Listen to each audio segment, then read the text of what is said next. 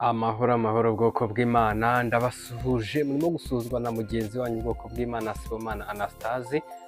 bari mu gihugu cy'u Rwanda n'amajyepfo amajyaruguru iburasirazuba n'iburengerazuba ndetse n'umujyi wa Kigali ubwoko bw'Imana muri hirya no hino ku migabane itandukanye mudahwema n'ubundi gukwirakwiza ubutumwa bwiza nk'inshingano z'ubwoko bw'Imana ndabasuhuje amahoro y'Imana nagumye abane namwe kandi uyu mwanya ndongera mbibutsa twinjiye mu kiganiro kugira ngo n'ubundi tube twiteguye nk'abagiye kwiga cyangwa gusobanukirwa iby'agaciro hamwe no gufatanya ndetse nawe ibyo ugeza ku bandi nawe ibyo utugezaho ego ndabashimiye cyane ndabasaba kugira ngo n'ubundi habeho gufata ikaramu twandika niba ukoresha mashini ukoresha desktop yawe cyangwa laptop cyangwa ukoresha telefone wifashisha kubika iby'agaciro wandika ndetse harimo no gukoresha kuri telefone application ya notepad cyangwa n'indi application yose wa downloadinga ukayikoresha ariko ukaba n'uburyo wifashisha kubika iby'agaciro nyirizina rero twifashisha ibyo kwandika byose kugira ngo nyirizina kubera ko ibyo twiga byose ari byo by'ingenzi kuri twebwe ndetse no kuri bagenzi bacu ndetse n'abazadukomokaho bose kandi kwandika ni ngombwa kubera ko nawe ugomba kuba ubifite byose kugira ngo nawe bikorohere kubisobanukirwa no kubifata vuba ndetse bikorohere no kuba wabyigisha abandi ubifite rero ku ruhande rwo kubyigisha abandi biragaragara nk'itegeko cyangwa nk'intego y'ubwoko bw'Imana nk'uko ijambo ribishimangira hano mu rwandiko rwa kabiri Pawulo yandikiye Abakorino ibice 5:18 kugera ku wa 21 havuga ngo ariko ibyo byose bituruka ku Mana yiyunze natwe ku bwa Kristo ikaduha umurimo wo kuyunga n'abandi yego ngo kuko muri Kristo arimo Imana yiyungiye n'abari mu isi ntiyabikibabaraho ibicumuro byabo kandi noneho yatubikije ijambo ry'umwuzu nicyo gituma tuba intumwa mu cyimbo cya Kristo ndetse bisa naho Imana ibingingira muri twe nuko rero turabahendahenda mu cyimbo cya Kristo kugira ngo mwiyunge n'Imana kuko utigeze kumenya icyaha Imana yamuhinduye kuba icyaha ku bwacu kugira ngo muri we duhinduke gukiranuka kw'Imana uyu munsi n'ubundi byo tugiye kuganiraho nk'ubwoko bw'Imana turaza muri cya kiganiro se intego nyamukuru cyangwa impamvu nyamukuru cyangwa umugambi nyamukuru w'ikiremwa muntu kuri uyu mubumbe w'isi ni iyihe ni iki yego ni icyo kiganiro n'ubundi dukomeje nk'ubwoko bw'Imana kugira ngo dufatikanirize hamwe turebe iby'ingenzi bikwiriye kandi ubwoko bw'Imana muzi ko duterwa ishyaka no kwiga ijambo ry'Imana no gusobanukirwa icyo Imana Data twese ishaka kugira ngo abe aricyo dukora kugira ngo dukore igikwiriye nk'abazagororerwa ingororano mu bwami bw'Imana nk'abana b'Imana n'ubundi ubwoko bw'Imana tuboneka hirya no hino ku isi kubw'ubuntu bw'Imana muri Kristo Yesu kuko mbere abacu ubwoko bw'Imana babonekaga mu gihugu cya Isiraheli gusa n'ubundi intego yacu ni ukumenyekanisha ukuri kw'ijambo ry'Imana ndetse by'umwihariko kumenyekanisha inzira y'ukuri ijya mu ijuru cyangwa mu bwami bw'Imana yego ubwoko bw'Imana ni icyo ngicyo kandi ubwoko bw'Imana buri gihe buri hantu kuri buri gikorwa duhuza umutima ku by'iwacu mu ijuru rero nk'ubwoko bw'Imana tugiye kurebera hamwe dukomeje ni ikiganiro cy'uruhererekane ikiganiro n'ubundi tureba intego nyamukuru ku buzima bw'ikiremwa muntu kuri uyu mubumbe w'isi tugiye kureba nyirizina tugaruke turebe ese Yesu Kristo mu kuza kwe byagenze gute tunarebe nyirizina ese igihe umuntu ari ku isi cyangwa azamara ku isi kirazwi se cyangwa ntabwo kizwi ibyo nibyo tugiye kurebera muri uyu mwanya w'ikiganiro n'ubundi tugiye kwinjiramo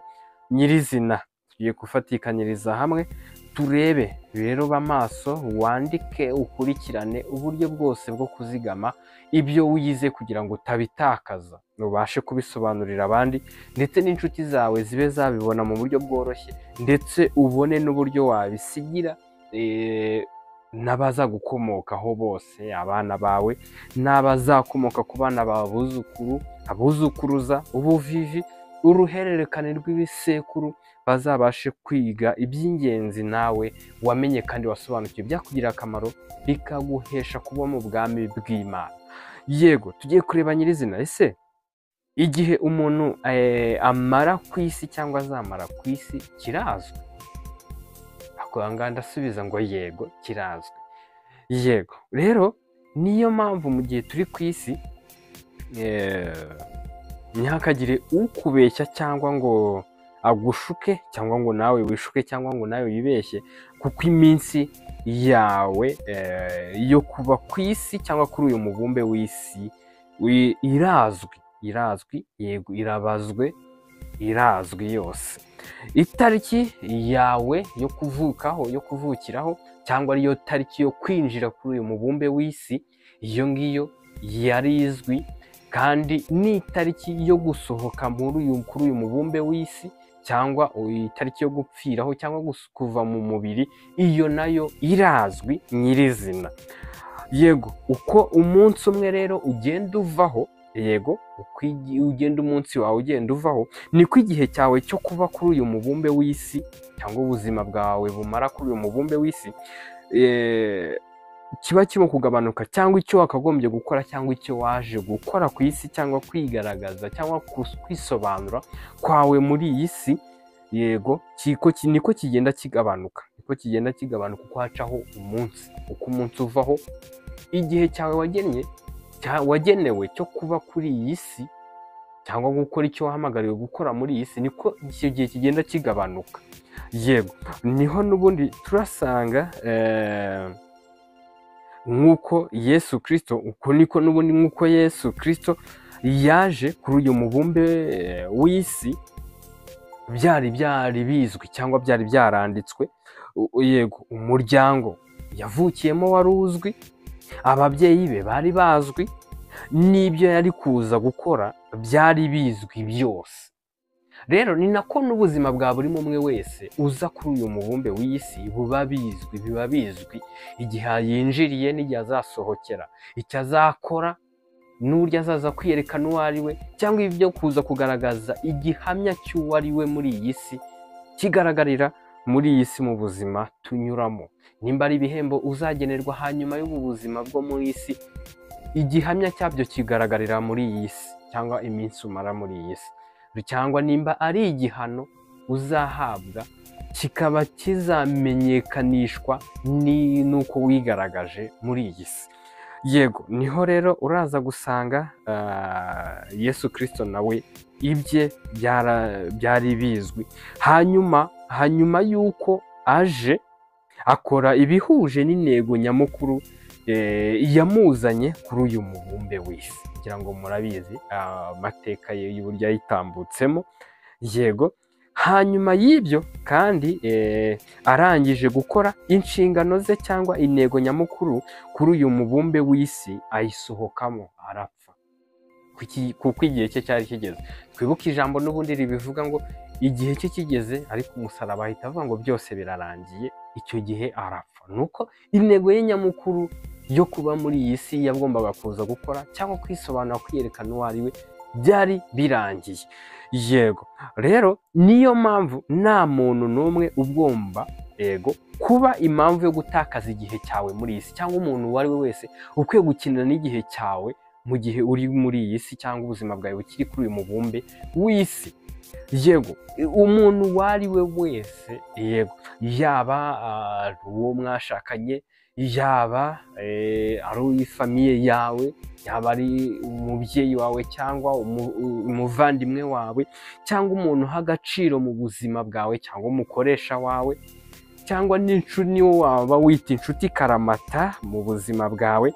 uwo nguwo n'ubundi ntabwo yakagombye kuba impamvu yo kugira ngo utakaze cyangwa ngo akubuze kunoza iby'intego nyamukuru y'ubuzima bwawe kuri uyu mubumbe w'isi. Yego, mu gihe wamaze gusobanukirwa. Yego, niyo mpamvu iki gihe turimo n'icyo kugira ngo turebe ko twasobanukirwa, turebe nyirizina icyo Imana yashatse ko twakora. Rero mbese wasobanukiwe intego nyamukuru y'ubuzima bwawe kuri uyu mubumbe w'isi? Iki ni igihe cyawe cyo kugira ngo usobanukirwe intego nyamukuru y'ubuzima bwawe kuri uyu mubumbe w'isi. yego, nubyumva rero ibyo ngibyo nubyumva ukabyiga ukabisobanukirwa, nibwo uzaba uri mu ntego nyamukuru y'ubuzima bwawe kuri uyu mubumbe w'isi. Rero kubera ko bino biganiro ni uruhererekane, n'ubundi imirongo yo muri Bibiliya cyangwa ijambo Imana yabitubwiyeho tuzabireba mu kiganiro kizakurikira iki ngiki, kuko n'ubundi iki kiganiro ni uruhererekane. Intego nyamukuru y'ubuzima bw'ikiremwa muntu kuri uyu mubumbe w'isi, yego turacyakomeza kureba kuri iyo ntego. Imirongo rero ishimangira iki ngiki tuvuze ruguru tuzabireba mu kiganiro cy'ubutaha nyirizina. Ndabashimiye nk'ubwoko bw'Imana, mugenzi wanyu Sibomana Anastase. Nk'uko n'ubundi ubwoko bw'Imana intego yacu ni ukumenyekanisha ukuri kw'ijambo ry'Imana. Rero niyo mpamvu no mu kiganiro gitaha tuzerekana imirongo ihamya ibi ngibi. Ese intego y'ubuzima bw'umuntu ku isi, igihe umuntu azamara ku isi kirazwi, ese umuntu yaje bizwi, mbese byose tuzabirebaho mu kiganiro kizakurikira iki ngiki kuri uru ruhererekane rw'intego nyamukuru y'ubuzima bw'ikiremwa muntu kuri uyu mubumbe w'isi. Rero nyirizina dukomeze dufatikanya ivugabutumwa kugira gukwirakwiza bino biganiro hirya no hino, kandi unakore subscribe kugira ngo habeho gufashanya no kuzamura uyu murongo dukoreraho cyangwa iyi channel dukoreraho yivugabutumwa bwiza bwa Yesu Kristo. Yego rero ndabashimiye cyane, amahoro y'Imana n'ubuntu bw'Imana bibane namwe mubiheshejwe no kumenya Imana na Yesu Kristo umucunguzi wacu. Murakoze cyane.